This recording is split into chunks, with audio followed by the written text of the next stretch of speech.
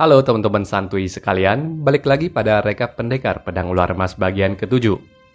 Chengzhe yang mengejar masuk ke dalam mansion tiba-tiba dihadang oleh sejumlah bendera. Beruntungnya mereka berhasil keluar dari formasi tersebut, namun lagi-lagi mereka dapat melihat asap beracun yang keluar dari dalam kediaman membuat keduanya segera mengambil langkah 1000 dari sana. Lalu Chengzhe dan Wenqing menemukan Guru Aciu yang sudah di dalam keadaan terkena racun parah. Dengan kodok es dan bantuan penyaluran tenaga dalam, mereka berhasil menyedot keluar racun tersebut dari Cheng Qingchu. Terlihat betapa ngerinya racun yang disedot keluar itu sampai-sampai kodok es itu menghitam.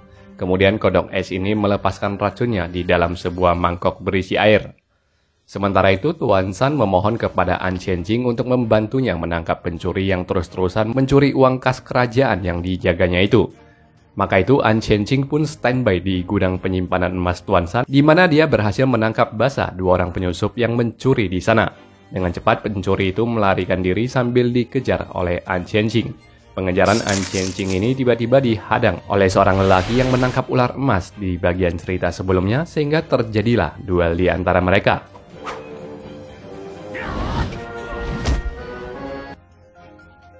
Secara mengejutkan, An Qianjing dikalahkan setelah melakukan peraduan tapak dengan orang itu yang membuat An Qianjing keracunan. Prajurit Tuan San yang mengejar pencuri itu mendapati pencuri itu masuk ke sebuah mansion, lalu hal ini pun dilaporkan kepada Tuan San yang kemudian meminta bantuan Yan Chengzhe. Bersama kawan-kawannya, Yan Chengzhe kembali mendatangi mansion itu. Tiba-tiba tembok mansion itu tergeser membuka dan mereka yang masuk ke dalamnya disambut oleh Qi Yunao. Qi Yunao ini adalah seorang tetua dari Sekte 5 Racun yang berjuluk si pengemis beracun. Dia mengakui secara terang-terangan aksi dari sektenya ini yang mencuri emas dari Tuan San. Lalu sebuah pemberitahuan memberitakan ketua Sekte 5 Racun yang tengah memasuki aula tersebut. Terlihat wanita yang melukai Cheng Qingchu kemarin berjalan di belakang ketua sekte. Dia adalah He Hongyao, juga merupakan salah satu elder dari sekte itu. Sementara ketua sekte 5 Racun itu bernama He Tieso. Tieso sendiri berarti tangan besi, di mana salah satu tangannya ini terpasang sebuah kait besi yang nantinya akan kita lihat pada saat dia bertarung nanti. Chengzhe kemudian menanyakan alasan dari He Hongyao yang menyerang Guru Aciu kemarin. Namun He Tieso malah memuji kodok es mereka yang sangat hebat dalam menawarkan racun. Melihat Wenqing yang menyombong di hadapannya, sang ketua memamerkan racun 5 elemen sektenya dengan menaruhkan 5 hewan paling beracun di sebuah kuali besar dan membiarkan kelima hewan itu saling membunuh. Lipan yang menang dalam pertarungan Royal Battle itu dibunuh oleh ular emas yang dilepaskan oleh Qi Yunao. Chengzhe lalu ditanyakan apa hubungannya dengan Tuan Ular Emas, di mana Wenqing yang mengakui dirinya adalah putra dari Tuan Ular Emas membuat He Hongyao tertawa kencang lalu menyerang Wenqing yang di mana masih sempat ditangkis oleh Yan Chengzhe. Nampaknya Sekte 5 Racun ini, terutama Elder He Hongyao, memiliki perselisihan dengan Tuan Ular Emas. Mereka dipaksa untuk memberitahukan di mana keberadaan Tuan Ular Emas, namun Chengzhe dan Wenqing tidak memberitahukan Tuan Ular Emas yang telah mati, memilih menolak menjawab pertanyaan tersebut, sehingga terjadilah duel kacau balau yang berlangsung di antara kedua kubu ini.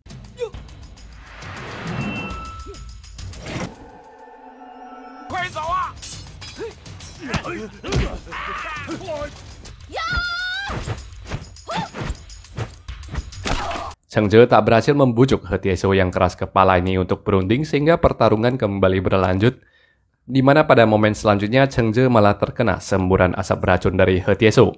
Seketika sekeliling aula itu dipenuhi racun dan juga kaki Wenqing ditembak oleh He Tieso. Sementara di luaran kawan-kawan Chengzhe yang bertarung mati-matian juga terkena racun di sana-sini.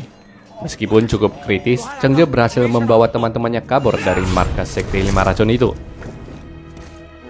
Sambil merawat dan mengobati luka dan racun yang mereka derita dengan penyaluran tenaga dalam maupun menggunakan kodok es, Chengzhe bertanya kepada Tuan San perihal Sekte 5 Racun yang begitu agresif dalam menyerang mereka. Namun Tuan San sendiri juga tidak mengerti motif dan permasalahan apa yang tengah mereka hadapi ini.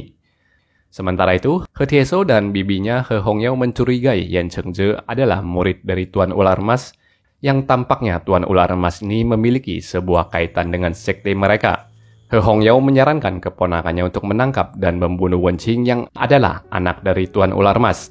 Namun He Tieso menolak melakukan hal itu dan mengatakan bibinya telah dibutakan oleh kebencian terhadap Tuan Ular Emas. Kala itu Wen Qing yang belum pulih dari lukanya dengan terpincang-pincang dan menggunakan tongkat malah pergi dengan tandu untuk menikmati keramaian kota. Hong Senghai yang tak bisa mencegahnya hanya bisa masuk ke dalam untuk melaporkan hal tersebut. Sementara Wen Qing tidak mengetahui dia telah diawasi oleh He Hongyao yang duduk di pinggir jalan dengan penampilannya sebagai seorang pengemis. Wen Qing yang menikmati makanannya di keramaian jalanan itu bisa merasakan ada seseorang yang tiba-tiba menyergapnya dari belakang.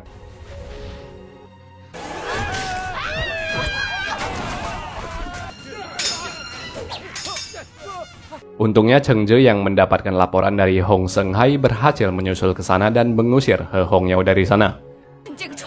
Kemudian He Hongyao terus mendesak sang ketua untuk menghabisi Cheng Zhe maupun Wen Qing, tetapi He Tieso menyatakan jika Cheng Zhe adalah pewaris dari si Tuan Ular Emas, maka mereka perlu mendapatkan 3 pusaka dari Tuan Ular Emas. Tidak jelas maksud dari 3 pusaka ini, kemungkinan ketiga pusaka ini adalah Kitab Ilmu Ular Emas, Pedang Ular Emas, dan juga Peta Harta Karun Tuan Ular Emas. Setelahnya, He Tieso berkunjung ke kediaman Pangeran Hui. Di sini terungkaplah sekte 5 racun ini ternyata mengabdi kepada Pangeran Hui. Sementara itu, Cheng Zhe dan lainnya yang tengah membahas He Hongyao yang begitu sadis, mereka dikejutkan oleh kemunculan Jiao Wan-er yang mengabarkan kematian ayahnya Jiao Gongli yang dibunuh oleh Min Zhehua. Wan-er memperlihatkan sebuah belati yang terukir dengan nama Min Zhehua sebagai bukti kuat bahwa Min Zhehua telah membunuh ayahnya. Untuk memberikan keadilan dan mencari kejelasan, Cheng Zhe menemani Wan-er untuk mencegat dan menginterogasi Min Zhehua dan adiknya Tong Xuan. Min Zhehua tentunya merasa sangat sakit hati dituduh sebagai orang yang telah membunuh Jiao Gongli. Dia menjelaskan tidak mungkin dia membunuh Jiao Gongli karena kesalahan mereka dulunya telah diselesaikan dengan sangat jelas. Wan-er mengeluarkan belati itu sebagai buktinya dan terus mendesak mereka berdua hingga Tong Xuan yang merasa dihina mengeluarkan belatinya untuk melakukan bunuh diri, yang dimana hal ini dicegah oleh Cheng Zhe. Tong Xuan menjelaskan belati tersebut adalah belati khas sekte mereka yang tidak digunakan untuk membunuh orang, melainkan belati itu hanya mereka gunakan untuk melakukan bunuh diri. Tidak percaya dengan hal tersebut, mereka ditantang Tong Xuan untuk menanyakan perihal ini kepada guru Aciu yang berpengetahuan luas. Maka itu Cheng Zhe pun mengajak Min Zhehua dan juga Tong Xuan untuk ikut bersamanya. Di kediaman Pangeran Hui, asistennya Fuxin memberitahukan kepala Kasim kerajaan telah mengirimkan hadiah untuknya. Pangeran Hui yang tertawa mengatakan, tidak biasanya Cao Huachun memberikan seseorang hadiah, namun bagaimanapun juga Pangeran Hui yang merasa penasaran menerima bawahan kepala Kasim yang mengantarkan sebuah kotak hadiah. Saat membuka dan melihat hadiah itu, Pangeran Hui yang marah besar mengusir utusan Kasim.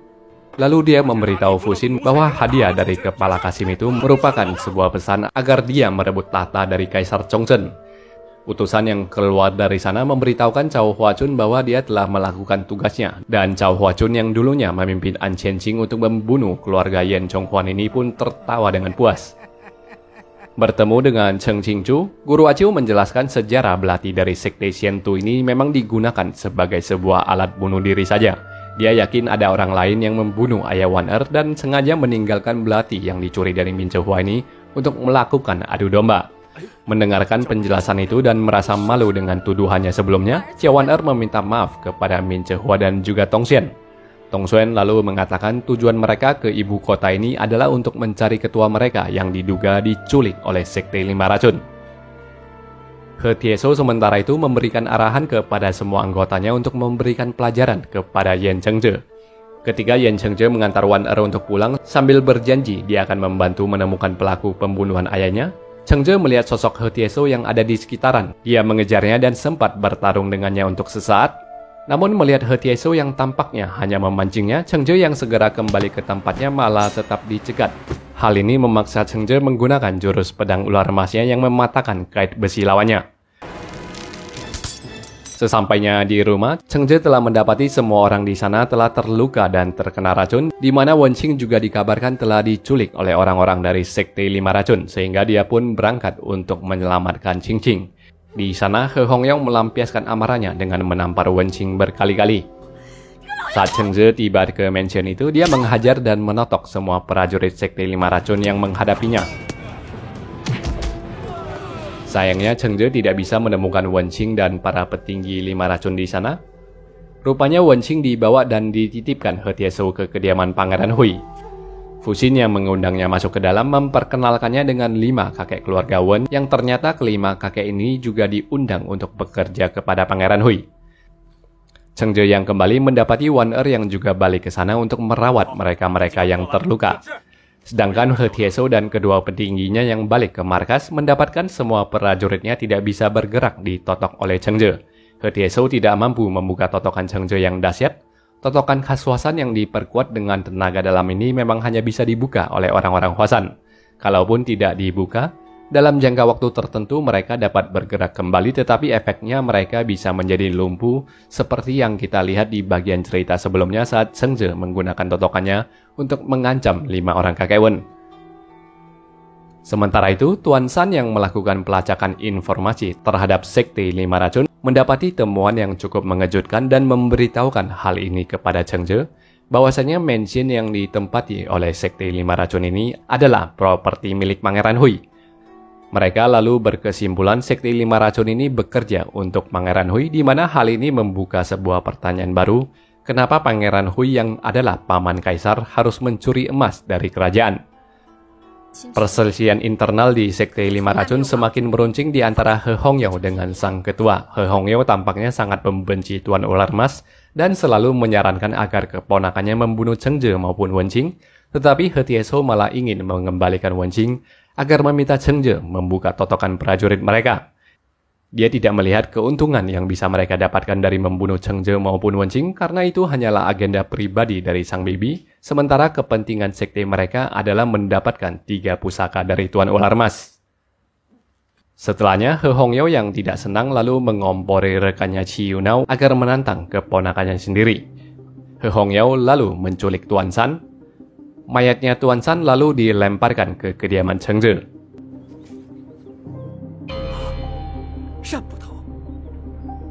Malamnya Cheng Zhe yang tengah memikirkan Wen Qing dihampiri oleh Wan Er yang melayaninya. Cheng Zhe cukup heran dan bertanya kepada Wan Er yang berdandan dengan pakaian laki-laki seperti ini. Wan Er tersipu malu mengatakan dia hanya ingin meniru Wen Qing untuk melayani Cheng Zhe. Curiga dengan Wan Er yang terlihat malu-malu ini telah menaruh hati padanya dan tampak ingin mengutarakan perasaan badannya. Dia memintanya untuk membuatkannya semangkok mie. Kala itu Cheng Zhe bisa merasakan seseorang yang tengah mengintai dan rupanya orang itu adalah He Tieso yang menyelinap ke sana dan menggodanya. Wan Er yang membawakan mie ke sana cukup terkejut melihat Cheng Zhe yang digoda oleh He Tieso, di mana Cheng Zhe mengusirnya pergi. Lalu dia melanjutkan negosiasinya agar He Tieso mau melepaskan Wen Qing. Ketua Sekte 5 Racun itu setuju untuk melepaskan Wen Qing bila nantinya Cheng Zhe membuka totokan semua anak buahnya. Saat He Tieso balik dari sana, Wan Er yang ingin menyelidiki He Tieso yang dianggapnya sangat licik ini memutuskan untuk bersembunyi ke dalam tandunya. Tandu itu membawa He Tieso pulang ke kediaman Pangeran Hui, namun tepat di depan kediaman itu He Tieso dihadang oleh Min Zhehua dan Tong Xian yang menanyakan keberadaan ketua mereka. Aksi saling provokasi itu membuat He Tieso keluar dari tandunya untuk melawan formasi 7 bintang ala Sekte Shentu yang dahsyat. Sementara Wan Er menyelinap keluar dari tandu itu untuk menyaksikan kejadian tersebut.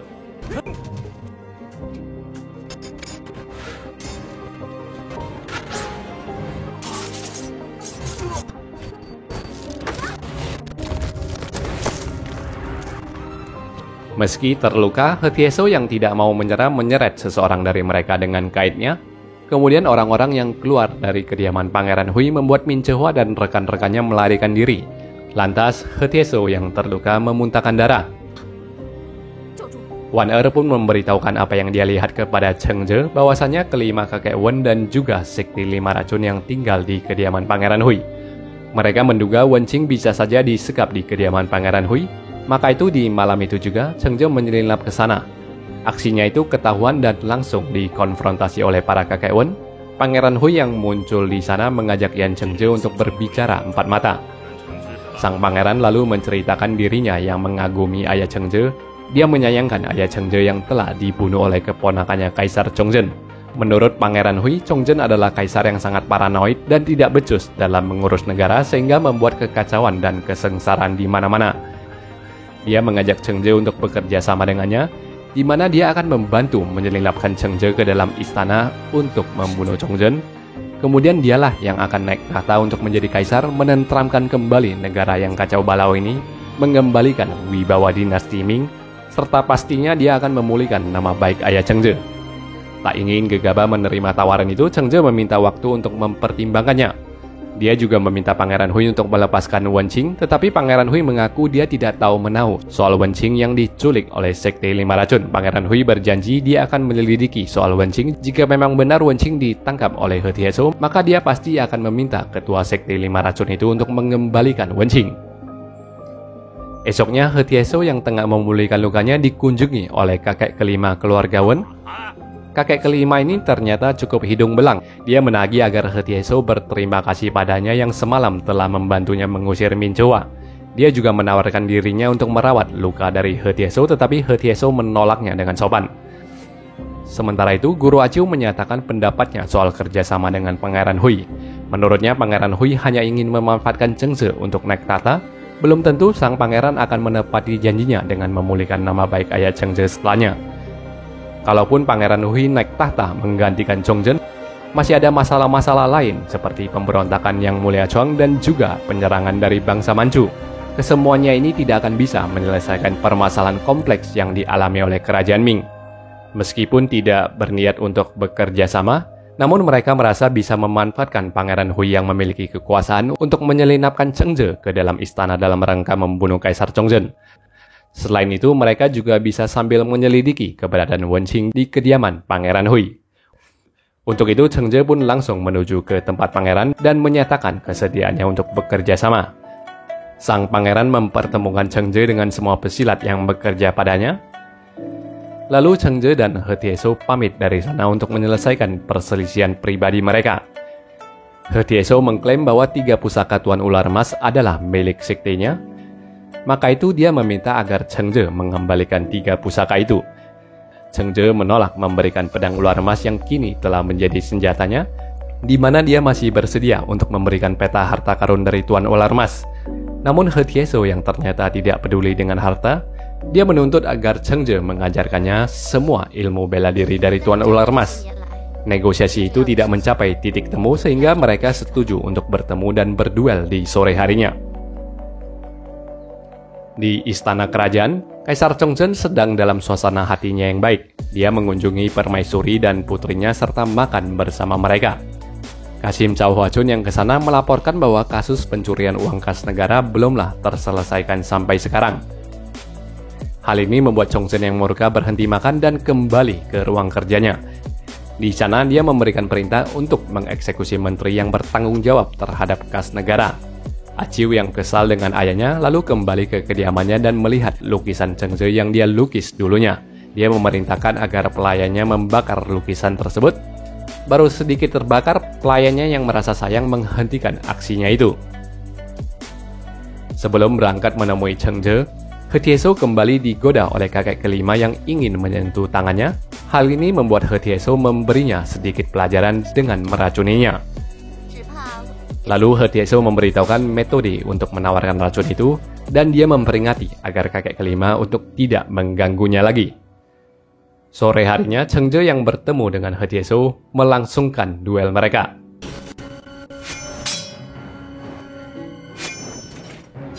Walau dikalahkan, He Tieso tetap menolak untuk membebaskan Wen Qing. Kasim Chow Hua Chun menuju ke kediaman Pangeran Hui. Dia memberitahukan Kaisar telah mengeksekusi menteri pengurus kas negara. Chow Hua Chun mengaku dia tahu kalau Pangeran Hui selama ini sengaja menyewa orang untuk mencuri uang kas negara agar menteri tersebut dieksekusi mati oleh Kaisar. Maka itu dia kembali menawarkan hadiah yang diantarkan oleh utusannya kemarin, menyarankan agar Pangeran Hui tidak munafik dan bersama-sama mereka dapat menggulingkan Kaisar Chongzhen. Pangeran Hui pun tertawa kencang dan menerima pengabdian Chow Hua Chun yang akan membantunya untuk naik tahta ini. Chengzhe kala itu menerima surat dari penasehat Lian yang mengabarkan aksi pemberontakan Yang Mulia Chuang telah mencapai titik yang sudah sangat dekat dengan ibu kota. Maka itu mereka hanya tinggal membuka jalan dengan membunuh Kaisar Chongzhen, maka semuanya nanti akan berada di dalam genggaman Yang Mulia Chuang. Lalu Chengje menyatakan bahwa dia tidak ingin lagi memanfaatkan Pangeran Hui untuk masuk ke dalam istana. Dia teringat dengan sebuah surat komunikasi antara Kasim Chow Hua Chun dengan Pangeran Dorgon. Mengingat Hong Seng Hai adalah bagian dari mata-mata Qing, maka dia bisa menggunakan identitas Hong Seng Hai untuk masuk ke dalam istana, karena Kasim Chow Hua Chun akan mengira Hong Seng Hai ini adalah rekannya. Jia Wan-er sangat bersemangat dan ingin mengikuti Chengje menyelinap masuk ke dalam istana, begitu pula dengan Luo Riru yang membujuk agar dia diajak masuk juga. Namun setelahnya, Liru dinasihati oleh rekannya yang memberitahukan bahwa nona mereka Wan-er yang kelihatannya telah jatuh hati kepada Chengje. Liru dinasihati untuk tidak menjadi penghalang bagi nonanya, sehingga dia pun menemui Chengje dan mengatakan dia yang tidak jadi ikutan masuk istana. Setelahnya dia hanya bisa menahan air matanya dan memendam rasa cintanya terhadap Wan-er. Pada akhirnya tibalah Chengje dan Wan-er masuk ke dalam istana kota terlarang yang sangat besar itu. Di sepanjang alun-alun, Chengje sempat mendengarkan suara petikan kecapi dari Aciu. Pikirannya sempat melamun sebentar, lalu dia diantar untuk menemui Chow Hua Chun yang tentunya mengira Chengje adalah Hong Seng Hai, rekannya yang bekerja kepada Pangeran Dorgon.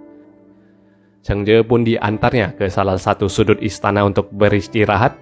Namun pelayan Putri Changping yang sempat berpapasan dengan Chengje dapat melihat dengan jelas wajah Chengje yang sama persis dengan lelaki yang dilukis oleh Tuan Putri. Pelayan itu pun memberitahukan Chengje yang dia lihat kepada Aciu yang awalnya tidak percaya. Lalu Aciu pun menjadi cemas dan menebak kalau Chengje yang masuk ke istana ini adalah untuk membunuh ayahnya. Dia segera menemui Chow Hua Chun tetapi tidak melihat Yan Chengje. Aciu segera bergegas ke ruang kerja kaisar membujuk ayahnya untuk berpindah ruangan. Tapi tentunya saran anehnya itu tidak didengar sehingga Aciu hanya bisa memaksa untuk tetap tinggal di ruangan tersebut. Saat malam tiba, Chengje dan Wan-er pun mulai menyelinap keluar untuk melaksanakan rencana mereka dalam membunuh Kaisar Chongzhen. Bagaimana hasilnya? Kita cari tahu di rekap selanjutnya ya teman-teman santuy sekalian. Terima kasih sudah menonton video ini sampai selesai. Jangan lupa berikan dukungan like, comment, share maupun subscribe. Terima kasih dan bye-bye.